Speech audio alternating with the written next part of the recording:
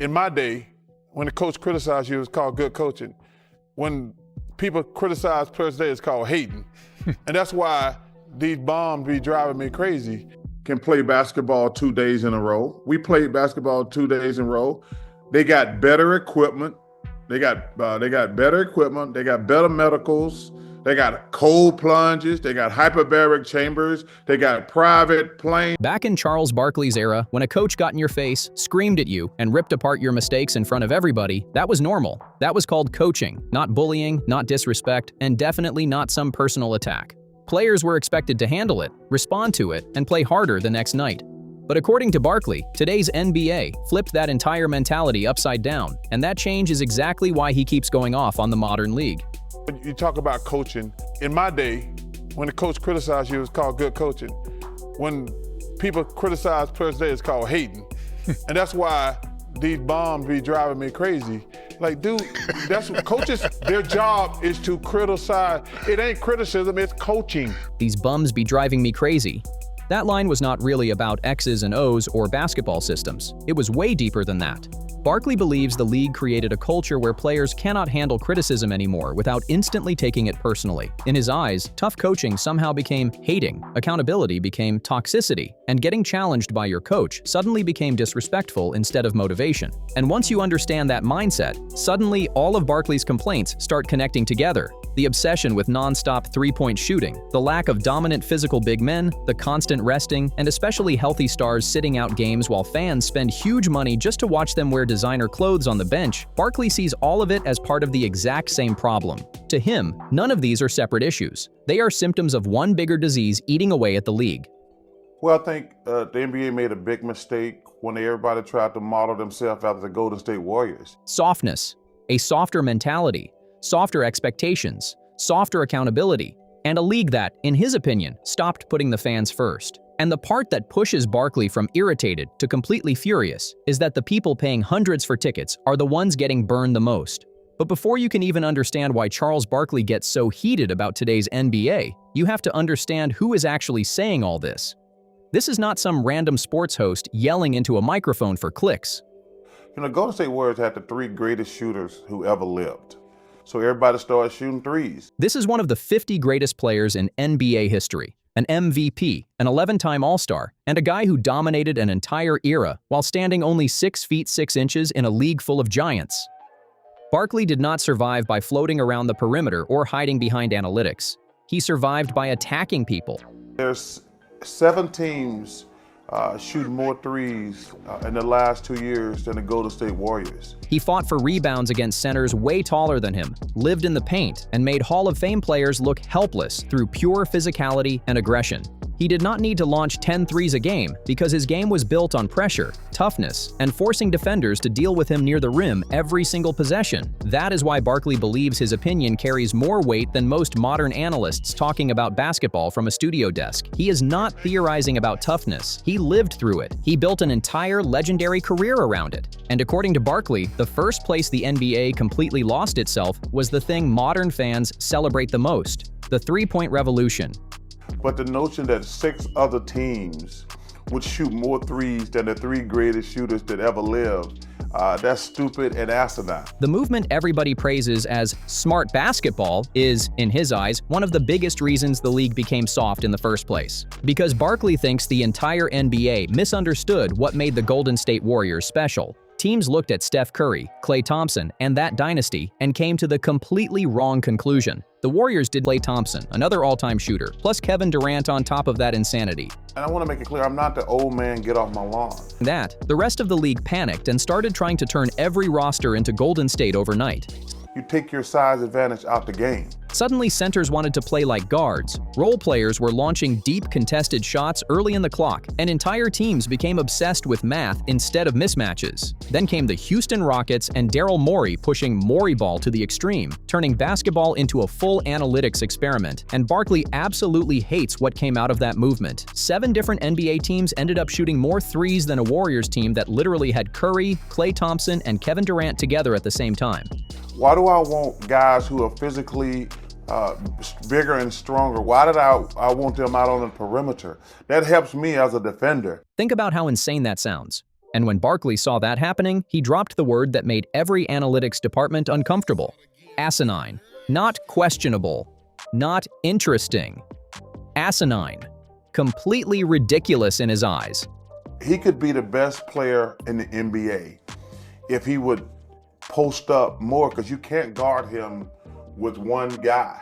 And this is where people usually try to dismiss him, as an older former players are willingly throwing their biggest advantages away for no reason. When a 7-footer drifts out to the perimeter and stands 25 feet from the basket, Barkley says defenders are not scared. They are relieved.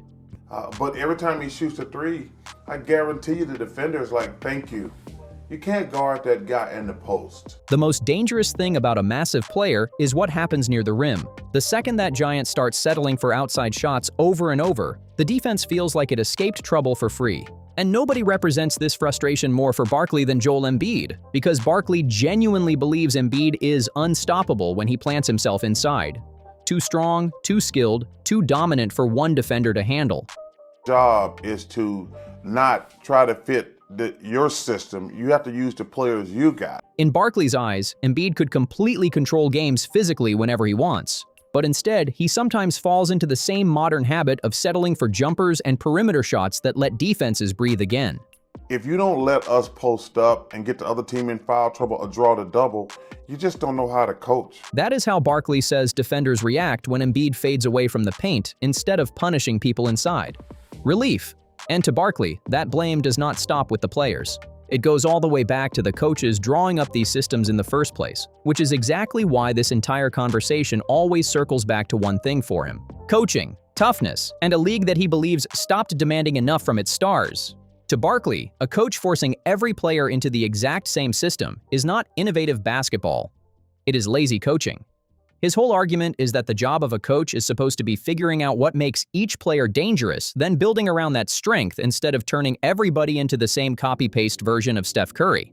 There's never gonna be a great 7-foot, not named Dirk Nowitzki, Kevin Durant jump shooter for a big man. And to be fair, Barkley is not pretending skilled 7-foot shooters do not exist. He knows there have been rare giants who could completely break the game offensively. Dirk Nowitzki changed basketball forever. Kevin Durant moves like a guard trapped inside a 7-footer's body. Those guys were nightmares because they had size and elite shooting touch at the same time. But Barkley's point is brutally simple. Those players were freak exceptions, not the new normal. You cannot build an entire league pretending every 7-footer is Dirk or KD. And people think I hate analytics. I don't hate analytics. I don't think you can build your team through analytics. That is where Barkley completely shuts down the people accusing him of hating on modern basketball. Because in his eyes, this is not about rejecting analytics or ignoring numbers. He is attacking the idea that spreadsheets should replace common sense and real basketball instincts. And underneath all of it sits the line that explains his entire frustration with today's NBA. Curry is not a blueprint. Curry is a miracle. That is the mistake Barkley believes the league made. If you try to do things the greatest ever did, that's not smart. Teams watched the greatest shooter ever and convinced themselves they could recreate something that was never meant to be copied. Instead of maximizing what made players unique, coaches started forcing everyone into systems that pulled them away from their natural strengths. So Barkley imagines himself back on the court defending these modern teams, and he says the strategy would be easy. He would gladly back off powerful big men standing outside at the three-point line. He would dare them to keep shooting from deep all night because every jumper means they are moving farther away from the place where they are actually terrifying. I'm not going to foul Blake Griffin, Andre Drummond, Anthony Davis. I'm not going to foul those guys on a three-point shot. I'm going to let them shoot it. And that is the part Barkley cannot stand. In his mind, modern basketball is filled with play. Softness does not stop at shot selection. But the part that truly pushes Charles Barkley over the edge is not even about basketball strategy anymore. It is about respect. And if they can make enough, I shake their hand and say, you were better than me. Respect for the game, respect for the fans, and respect for the people spending their hard-earned money to watch these superstars play. Because when Barkley talks about softness in today's NBA, he keeps circling back to one thing that drives him completely insane: load management. Modern players have access to everything older generations never had. Better doctors, better recovery technology, private flights, nutrition teams, sleep specialists, advanced training staffs, cryotherapy, custom workouts, every advantage imaginable. Yet somehow, despite all those advantages, stars are playing fewer games than ever before. Can play basketball 2 days in a row. We played basketball 2 days in a row. They got better equipment. They got better equipment. They got better medicals. They got cold plunges. They got hyperbaric chambers. They got private planes. And to Barkley, a man who battled through brutal physical basketball with far less support, that mindset feels completely backwards. Then he brings up the numbers, because Barkley always knows how to make the contrast hit harder. Back then, players made around $2 million.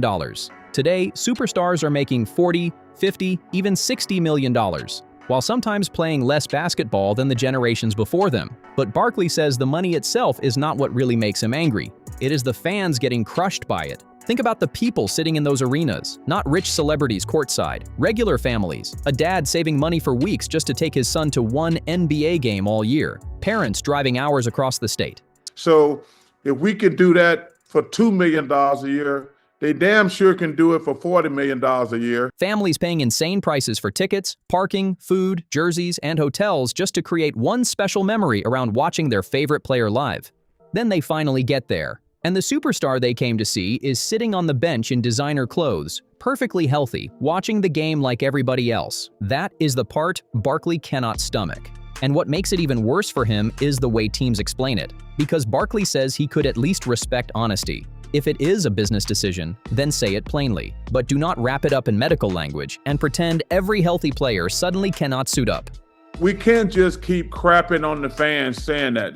That's just disrespectful. Number one, it's disrespectful to the game, but it's really disrespectful to the fan base. To make his point, Barkley tells people to imagine legends from his era doing the same thing. Imagine Magic Johnson deciding to sit out a massive Celtics rivalry game just to rest. Imagine one of the biggest stars in basketball voluntarily missing the most important matchup on the calendar. Back then, that would have exploded into a full-blown scandal overnight. To Barkley, it would have been unthinkable because players from that era viewed the uniform differently.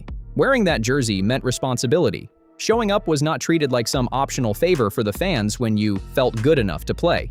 And you're making $90 million and you can't play basketball 2 days in a row, that's 100% wrong. It was the job. You played because people in those seats believed in you, because somewhere in that crowd was a kid seeing his hero for the very first time, and maybe the only time in his entire life. Barkley believes players owed those fans effort, energy, and presence no matter how tired they were. And underneath all the frustration and yelling, that is what Barkley is really mourning. Not just tougher basketball, but a level of gratitude toward the fans that he feels the modern NBA slowly started losing. The luckiest people in the world. But just say, hey, I'm trying to extend my career. Don't try to tell me it's not healthy. That is what Charles Barkley believes modern NBA players are, and that is exactly why he gets so frustrated watching what the league has turned into. When he sees healthy superstars sitting out games, players treating hard coaching like personal disrespect, and dominant big men settling for weak outside shots they cannot consistently make, he sees one big pattern running through all of it. People forgetting how lucky they are. Can you imagine if Magic Johnson said, I played in Brooklyn last night. I'm not going to play against the Celtics the next day. Can you just think about how stupid that sounds? To Barkley, that is the real issue underneath everything else. Not evolution, not analytics, not even the three-point era itself. It is comfort. A league that, in his eyes, slowly got too comfortable, too protected, and too soft. But here's the part people misunderstand about Barkley all the time. He is not some bitter former player angry because basketball changed. In fact, Barkley has openly said the opposite. Adapt or you're done. That does not sound like somebody trapped in the past. That sounds like somebody confident he would survive in any era because he understands what actually matters. Toughness, effort, accountability, and maximizing your strengths instead of blindly copying trends. Yeah, can you imagine if Larry Bird said, hey, we played the Clippers last night. I'm going to sit out this Lakers game tomorrow. His argument was never, bring basketball back to 1993. That is what critics keep getting wrong. Barkley is not begging for old-school scoreboards or slower offenses. He believes the NBA lost itself when teams started copying things they did not fully understand, chasing numbers instead of advantages, and confusing honesty with disrespect. To him, Steph Curry was never supposed to become a template for every player in the league. Curry was a once-in-a-lifetime basketball miracle, but instead of building around what made players unique, the NBA started forcing everybody into the same style, even when it made them worse. And somewhere along the way, Barkley believes the culture changed too. Players stopped wanting hard truths, coaches stopped demanding accountability, teams stopped prioritizing fans, and that combination is what turned his frustration into full-blown anger. We get to do something so stupid, and we make more money. We're the luckiest people in the world. Now the debate is in your hands. Is Barkley exposing problems the NBA does not want to admit, or is he simply refusing to accept how much the game evolved? Drop your thoughts below and let everybody know where you stand. And for more NBA stories, controversies, and breakdowns from the legends who still say exactly what they think, subscribe to Hoop Central and stay locked in.